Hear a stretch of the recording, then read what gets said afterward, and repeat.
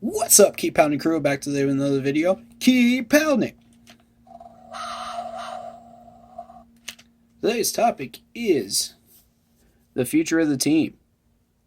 If you like the video, if you like the channel, hit the like button, hit the subscribe button, hit the bell, select all, and leave a comment down below if you feel like doing so. Let's dive on in. Now, there's a lot of confusion going on with Panthers fans in this past week over this win over Washington. And I'm going to try to get to everybody's opinions here. And I'm going to try to pack them all into this one video if I can. If I miss yours or if I miss something, please let me know. I want to try to get to everybody's opinions and I want to try to react to all of them so that we can come to a better consensus of what we want to do with this team going forward. So, let's start with what Big Cat said on his stream. He thinks that we could trade down if we had the number 4 pick for 2 picks in the second round and possibly a 5th, right? Hopefully I got that right. Now, I agree with this. If you're going for Kyle Trask, I agree with this. And that was what he was saying, is he thinks he would like to go with Kyle Trask. So, but there's also going to be a couple of other quarterback decisions down there as well, second round. But the reason I like this is because it gives us an opportunity to get an offensive lineman and a linebacker in the second round.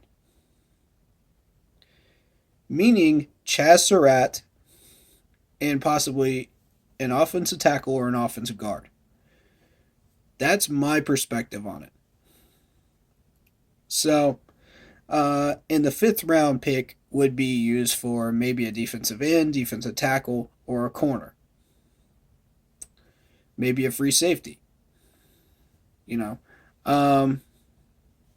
because I heard that discussed in the stream last night as well.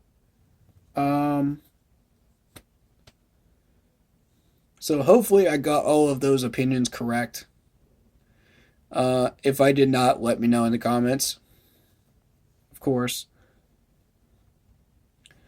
Now, an interesting thing that popped up that I saw in Panther Nation, and I forget who said this, but the cap ceiling is going to drop from 200 to 175 million. So we need to rely on the draft. And that person is absolutely correct. Those numbers are accurate. I looked them up and I can confirm that. So, that means we're going to be less reliant on free agency and more reliant on the draft. So, we need to fill these holes. Now, not everyone can agree on what holes we need to fill. Such as myself, I think we need to go for protection for the quarterback instead of drafting a quarterback. But a lot of people, the majority consensus is they want a quarterback. Now, this is what happened. What would have happened if we had lost this game against Washington. This is what's available to us. Trevor Lawrence from Clemson could drop to us. Sewell from Oregon, the offensive tackle, which I really like, and that was my pick, could fall to us. Cornerback Patrick Surtain Jr. from Alabama. Quarterback Justin Fields, which a lot of people wanted Justin Fields when we're at number 4. There's still a few people that think he might drop to us, but we'll see. Zach Wilson from BYU, there was a good majority that wanted him. Kyle Pitts, tight end from Florida. I heard some people like him as well. Uh, I'm gonna I'm gonna throw out a few new names on this list though. J.C. Horn from South Carolina, the corner. Wyatt Davis from Ohio State, the offensive guard. Offensive tackle Samuel Cosme from Texas, which is my pick now because we're at 9. Um, Trey Lance, the quarterback from North Dakota State. That's who a lot of people are talking about now.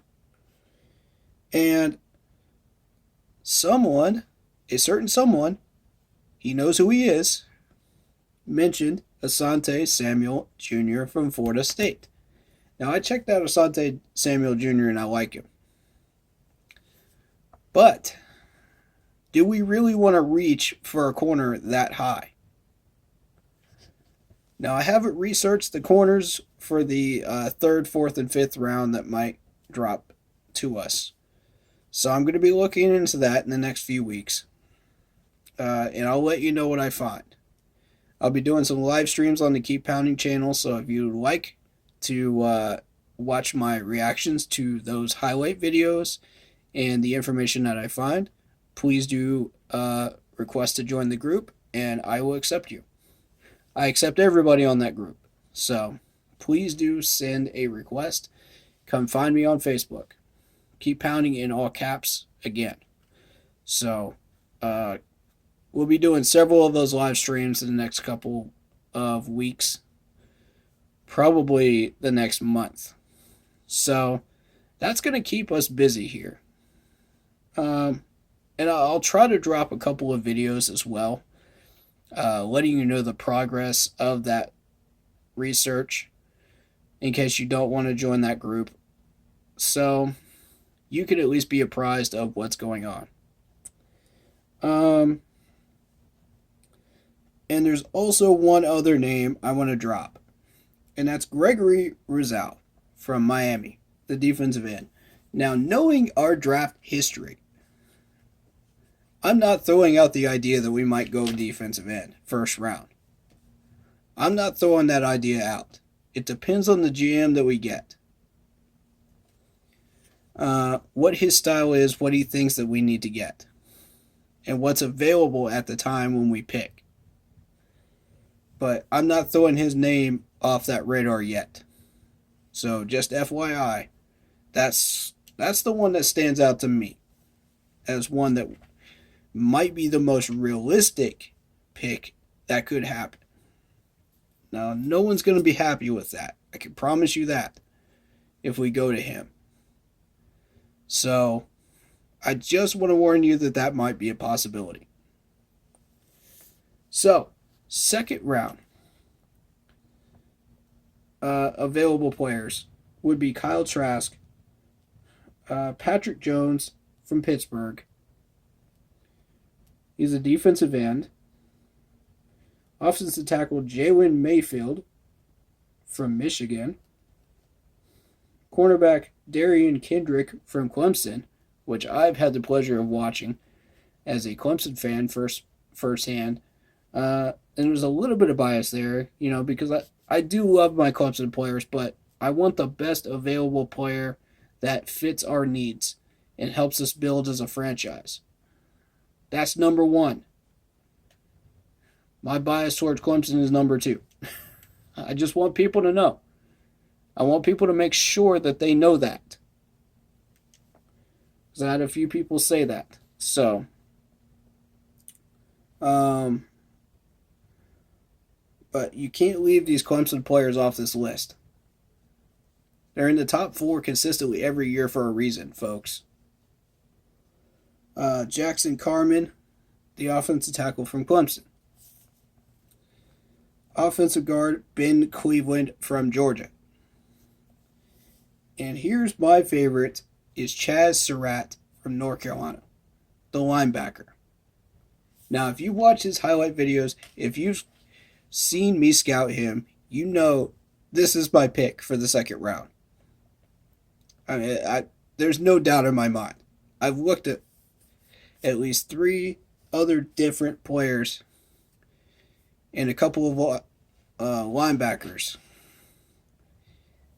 in the scouting streams, and Chaz Surratt just stands out to me. I feel like he's the right person to start leading our team on defense. He just looks like a leader. He recognizes plays. He has good footwork, good technique, good skills, just everything that you're looking for out of a middle linebacker. Good speed. You know, uh, and when you're scouting these players, folks, I want you to take a look at the teams that they're playing. You want to scout the games where these players face quality opponents, not people like New Mexico State or Troy or somebody like that. No, you want to check out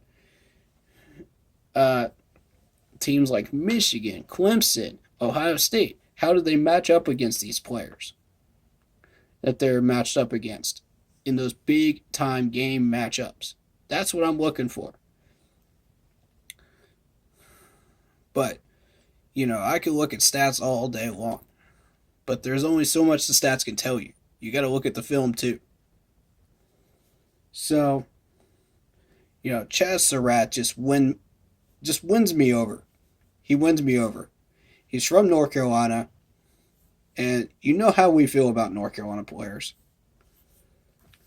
You know how we feel about them. We want them to come home, right? All right, so now we're going to get into some of the arguments that people are making in these debates for the future of our team. And I want to make these perfectly clear.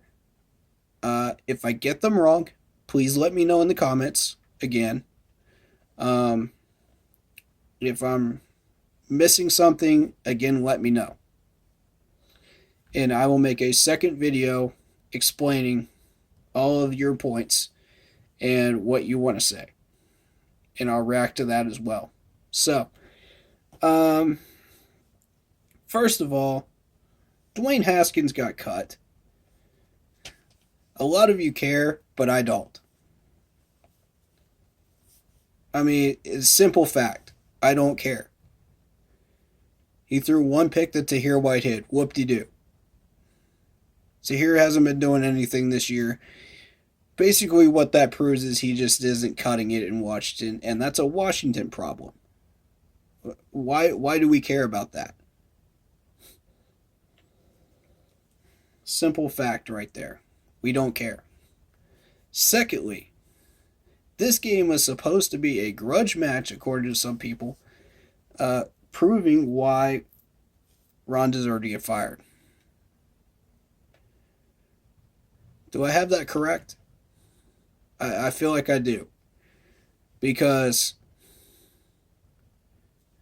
I don't care. Ron's not in Carolina anymore. It's time to move on. It's 2020. This shouldn't be a revenge game. This shouldn't be a feel-good game. I'm sorry to tell you folks, it shouldn't be. If you felt good about this win,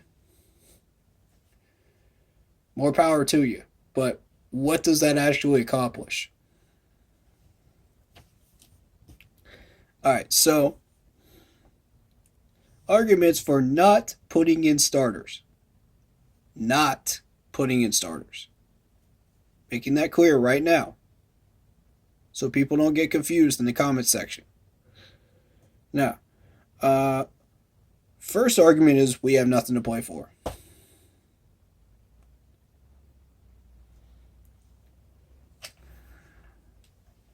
And people are so delusional that they think that we still have something to play for. Nah, we're out of the playoffs. We're out of the playoffs, dog. No, these are the folks that think, oh, if we just win out the season, it'll feel so good. It'll feel great. Be realistic. What do you think the chances of beating the Saints are in this last game? Be realistic, folks. Secondly,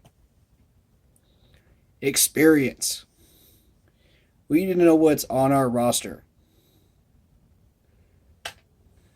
And I should have changed that to why we should put backups in. But, wording is wording here. But,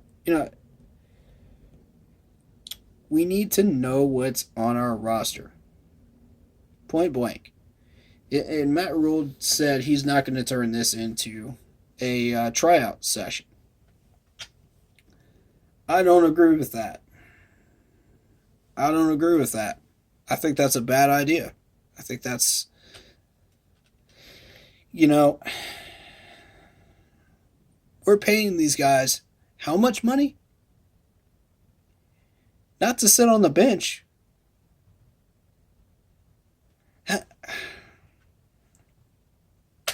If we're paying players to sit on the bench, what's the point of having them? For depth? Because of injuries? Folks, come on, man. Come on, man.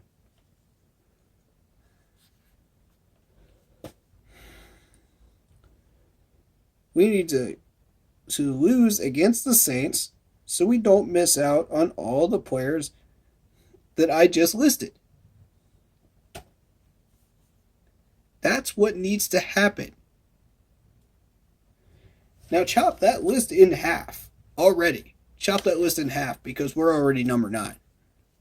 We got a chance at being number 5, but I'm going to say number 7, knowing how the NFL works. Realistically, we're looking at number 7, exactly where we were last year. Now, the next argument is, there haven't been any good players taken in the top 5 in draft history. You're stretching it. And I'm going to tell you, that argument is mute now. We're going to be number 7. We're going to be number 9. What?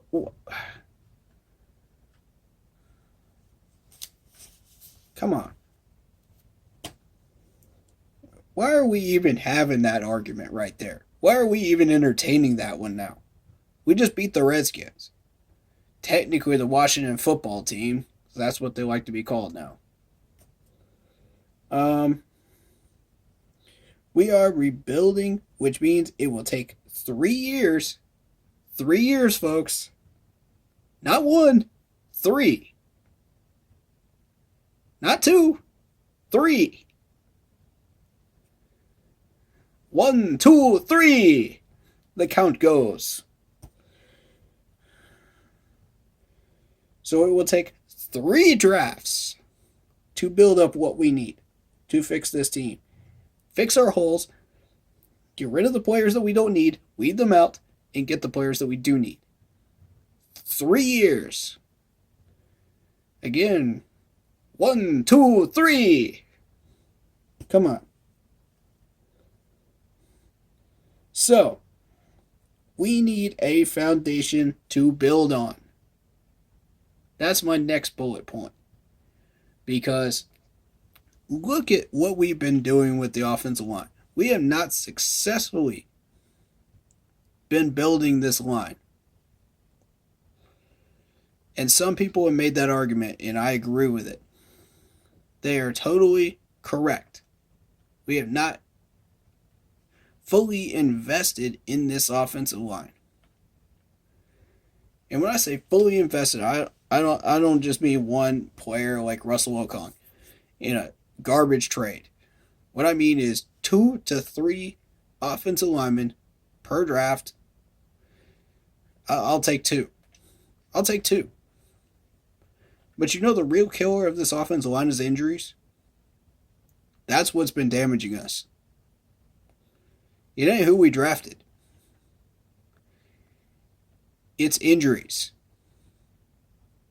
And I'm going to tell you right now, Greg Little is solid. We have 2 others that are solid. Now, granted, Chris Reed is a bust.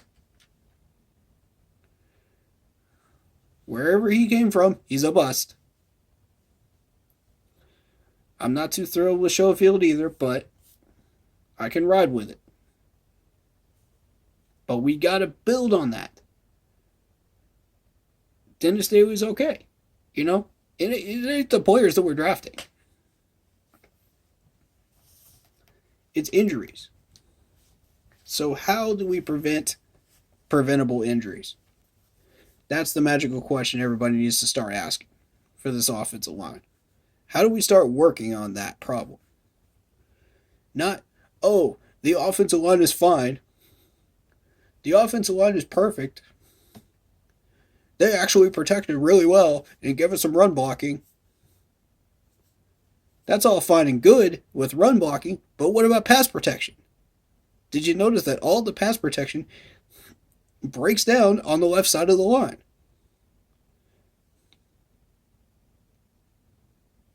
Does that make sense to you now? Start looking at it. Start looking at some of these films. Start looking at that during the game against the Saints. See if I'm wrong. Guess whose side of the field that is? That is Chris Reed's side of the field. That is Russell Okong's side of the field. And that is Schofield's side of the field. Point blank. Now, players' livelihoods is the next argument.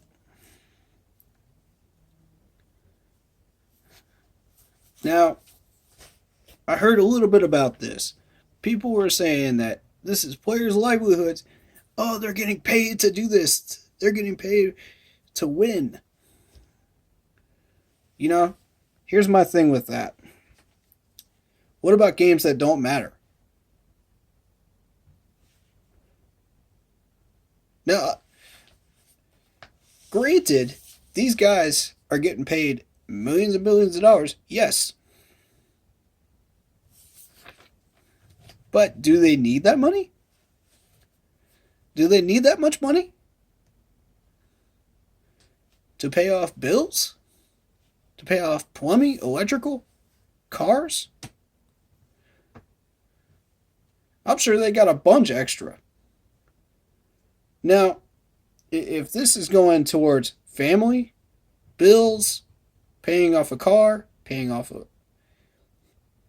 motorcycle, paying off a house, food, groceries, essentials, I can understand that. But we're talking about millions of dollars here throughout the entire year.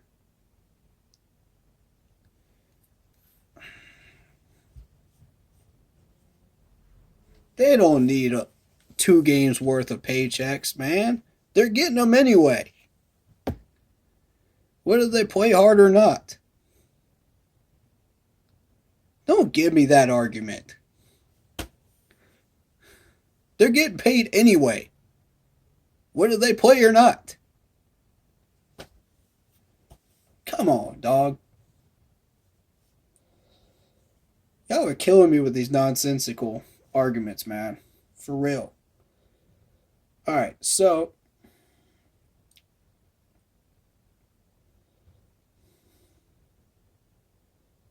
the draft spot doesn't matter. Oh, that's the big hotspot topic for me. That makes a massive difference. And I just went over why. Look at, if you guys remember, and I mean it's been a minute, do you remember all the players that we could have had if we had number 4 spot? Do you remember all those available players that could possibly drop to us? Now we're at 9. These are quality players that we could get at number 4. Quality choices. And I mean A choices. A plus choices, actually, if you count Trevor Lawrence. But now we're settling for B grade choices because we're at number 9. Still don't you still think that the draft spot doesn't matter? Nah.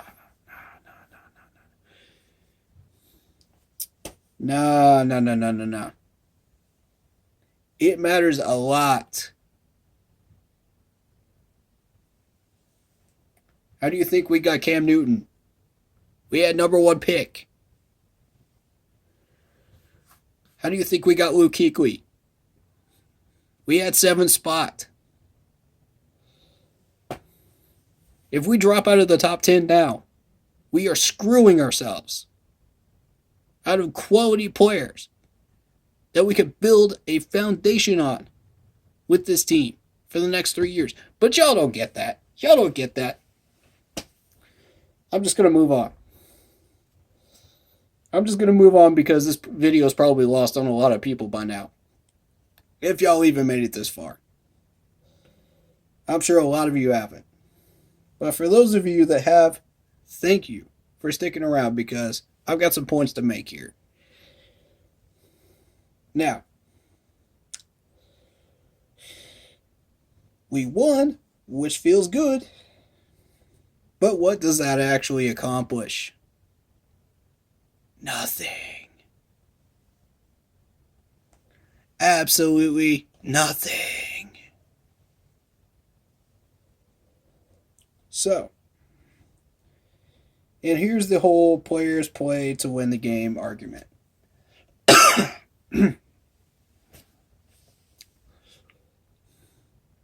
I think, yes, you play to win the game, but what about meaningless games?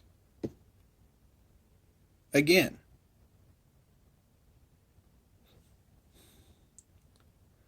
what does having a 5-win record versus a 4-win record actually do for us when we're clearly out of the playoffs? Nothing. Why do you play to win games? You're trying to make the playoffs, right? You're trying to get to the Super Bowl, right? But these people don't get that. These people don't get that. All they know is, oh, it feels good to win. It feels great to win. Even if it accomplishes nothing and it hurts us in the long run. But y'all don't care about that. Y'all don't care. You either care about the future of this franchise or you don't. Pick one. You can't have both. And I keep trying to tell people that, and they don't get it. They just don't get it. Players are playing for bonuses. I already covered that. We can build into free agency. Depends on what it will cost us and who you're looking at.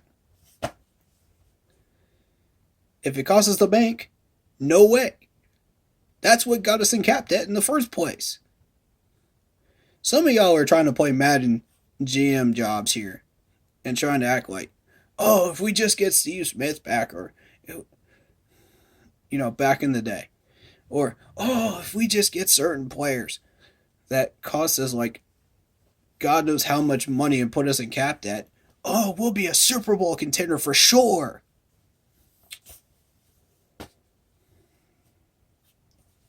Come on, man.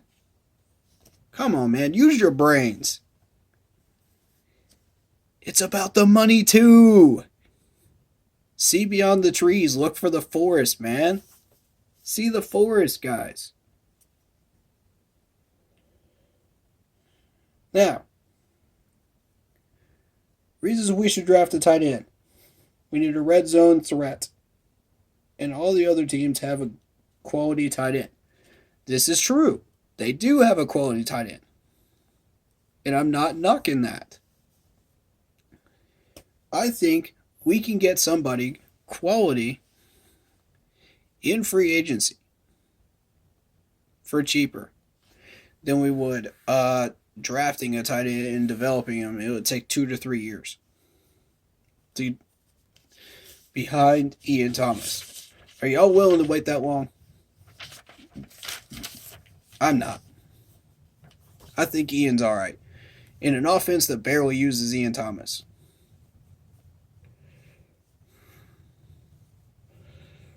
We should draft a quarterback argument. I'm not even going to go there. I'm not even going to go there. But I'm just going to tell you what people are saying.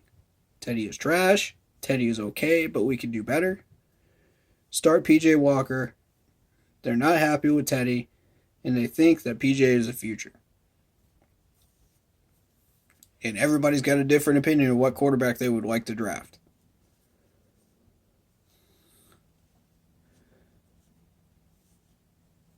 We should draft a middle linebacker argument. Tahir isn't the answer. We all agree on this. So who would you draft instead? Chaz Surratt. That's my answer. That's my answer to this. And we're going to go into part 2 of this video. Once we do, I just want to say thank you for sticking it out this long and keep pounding. If you're coming for part 2, please do to hear the rest of my arguments and what we're saying in the entire fan base. But thank you very, very much for the support, and I will see you in part 2.